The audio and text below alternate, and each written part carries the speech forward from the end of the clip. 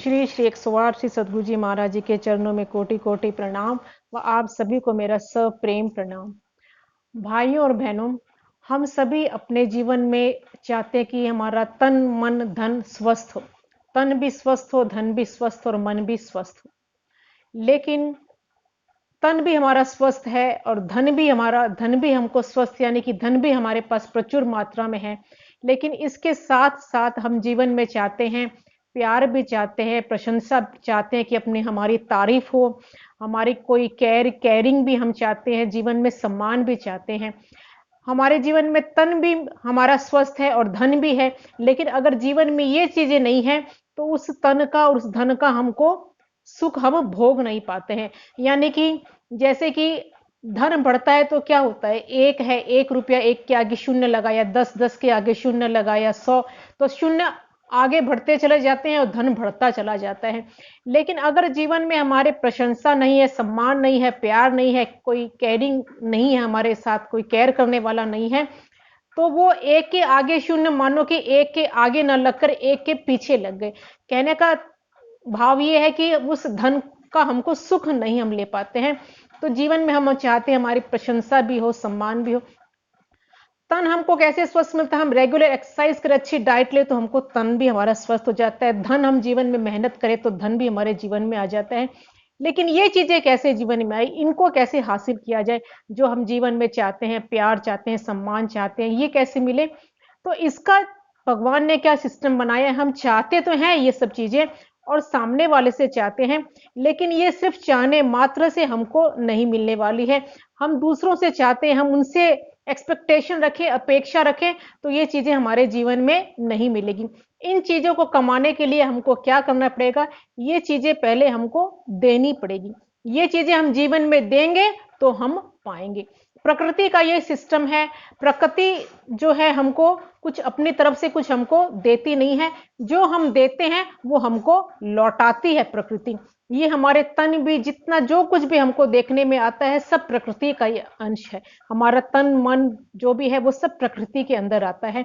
तो प्रकृति में ये सॉफ्टवेयर परमात्मा ने डाल रखा है कि प्रकृति में को जो हम देंगे, यानी कि लोग भी प्रकृति में आते, लोगों को जो हम देंगे वो हम पाएंगे और सूद समेत पाएंगे, ब्याज के समेत हम पाएंगे। तो जीवन में हमको प्रशंसा है, प्यार है, केयरिंग है, सम्मान, जब हमको मौका मिले हम दूसरों को बांटे, दूसरों को ये चीज दे। जब भी हमको प्रकृति की तरफ से मौका मिलता है तो ये चीज हम जितना दूसरों को बांटेंगे उतना हम ये अपने जीवन में बढ़ोतरी के साथ पाएंगे। यानी कि ये चीजें तो पाएंगे, इसके साथ साथ सुख, शांति, समृद्धि, बरकत, बढ़ोतरी भी हम जीवन में पाएंगे।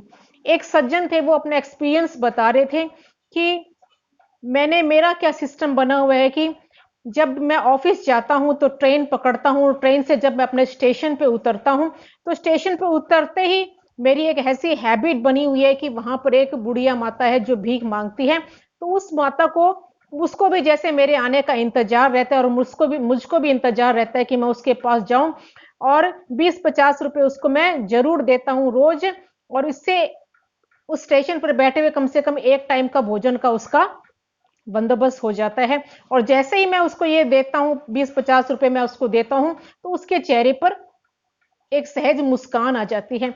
और उस मुस्कान को देखने के लिए मेरा भी एक इंतजार, मेरी भी एक रूटीन बन गई कि उसकी मुस्कान से मेरे दिन की शुरुआत होती है।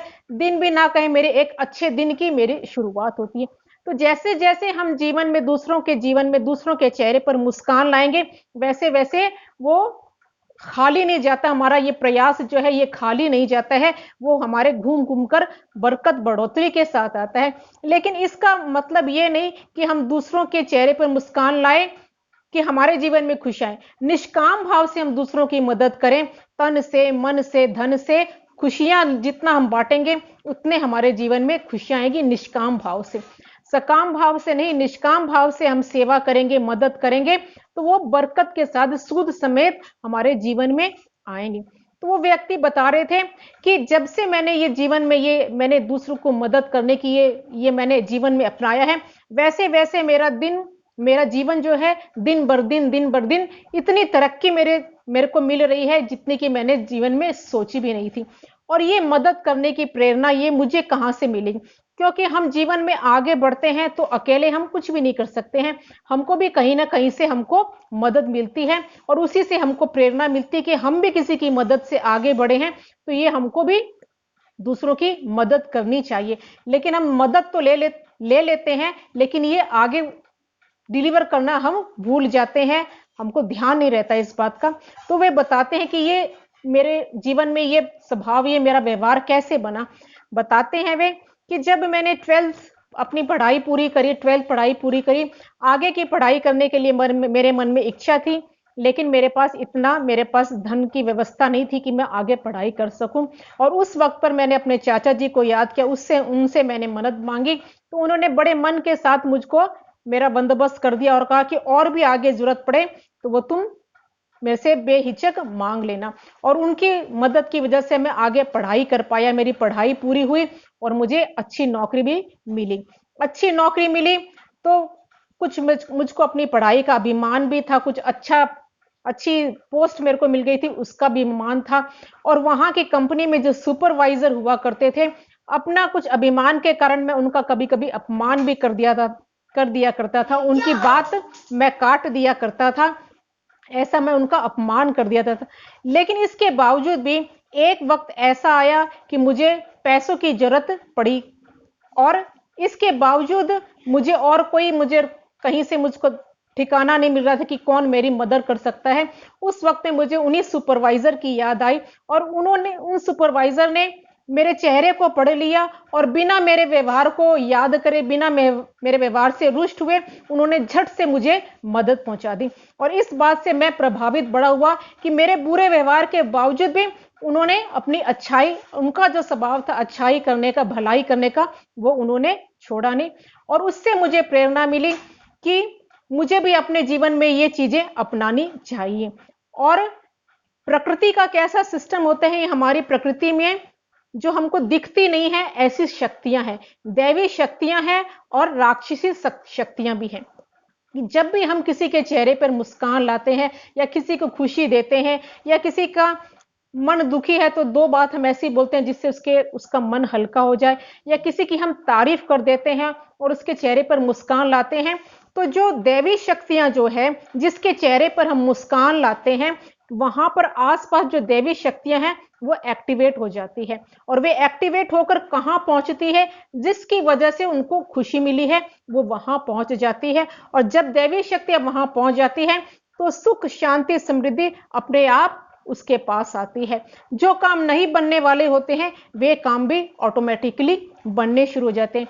इसीलिए तो कहते हैं ना कि दुआ कमाइए, क्योंकि एक वक्त कब हमारे साथ ऐसा वक्त आ जाए कि जब हमारे ऊपर दवा भी नहीं काम करती है, उस वक्त डॉक्टर क्या कहते हैं कि अब तो दवा की नहीं दुआ की जरूरत है। तो ये दुआएं इतनी पावरफुल होती है कि सब चीज भी इसके आगे फेल हो जाती है। तो अपने जीवन में दुआएं कमाइए। ये मनुष्य जन्म हमको किस लिए मिला है? सिर्फ अपने सुख के लिए नहीं मिला। अपने सुख तो हम और योनियों में बहुत भोग कर आए हैं। जो भी कुत्ते, बिल्ली सुख, वे सब इतने छोटे छोटे जीव, छोटे से छोटा, बड़े से बड़ा जीव किस बात के लिए जीते हैं? सिर्फ अपने सुख के लिए। लेकिन ये मनुष्य जन्म ही ऐसा है जिसमें हम सेवा के लिए काम कर सकते हैं, दूसरों को सुख पहुंचाने के लिए काम कर सकते हैं। बस इतना ही हमारे में, मनुष्य में और दूसरे जीवों में डिफरेंस है। तो अपने जीवन में तन से, मन से, धन से जो भी हमको मदद करने का मौका मिल जाए तो उससे चूके नहीं। अपने जीवन में कितना आसान है कि किसी की तारीफ कर दी, किसी के चेहरे पे मुस्कान लाना कितना आसान है। किसी ने हमको कुछ ऑफर किया, कुछ खाने को दिया, कुछ भी किया और उसकी जरा सी तारीफ कर दी, कुछ बना के खिलाया, उसकी जरा सी तारीफ कर दी। तारीफ करते ही हम देखेंगे कि कैसे उसके चेहरे पर मुस्कान आ जाती है। तो कितना आसान है किसी के चेहरे पर मुस्कान लाना, किसी के जीवन में खुशियां लाना, लेकिन हम इसमें भी कंजूसी कर जाते हैं। तो ये जो कितनी छोटी छोटी बात है लेकिन हमारे जीवन में बड़ा बड़ा काम कर जाती है। तो इसकी तरफ हमको ध्यान देना चाहिए, जीना चाहिए अपने सुख के लिए नहीं, औरों को सुख पहुंचाने के लिए। तो अपने सुख के लिए हमको परमात्मा के दरबार में जाकर हाथ फैलाने की जरूरत नहीं पड़ेगी। वे दैवी शक्तियां जो है वे अपने आप हमारे सारे काम बनाएगी। और इसके विपरीत, इसके उल्टा, अगर हमने किसी की आत्मा को दुख पहुंचाया, किसी का अपमान किया या किसी के लिए कुछ भी गलत हमने सोचा, कहा या कुछ भी करा, तो वे राक्षसी शक्तियां एक्टिवेट हो जाती है। उसके आजू बाजू जिसने हमको दुख पहुंचा, जिसको हमने जीवन में दुख दिया है या अपमान किया है, तो उसके आजू बाजू की जो राक्षसी शक्तियां हैं वे एक्टिवेट हो जाती है, और जिसकी वजह से दुख आया वहां पर जाकर उसके दायरे में समा जाती है, और जो बनने वाले काम जो होते हैं वे भी रुक जाती है, उसकी उन्नति रुक जाती है। तब हमको खुद डिसाइड करना है कि हमको अपना, जो हमको जीवन में सुंदर जीवन मिला है और जो हमको साधन मिले हैं, तो कैसे उन साधनों का हमको कैसे इस्तेमाल करना है, ये हमको खुद डिसाइड करना है। अगर हम जीवन में प्रशंसा, सम्मान, प्यार, केयरिंग पाना चाहते हैं, तो ये चीजें पहले हमको औरों पर लुटानी पड़ेगी। इन चीजों का यही सिस्टम है।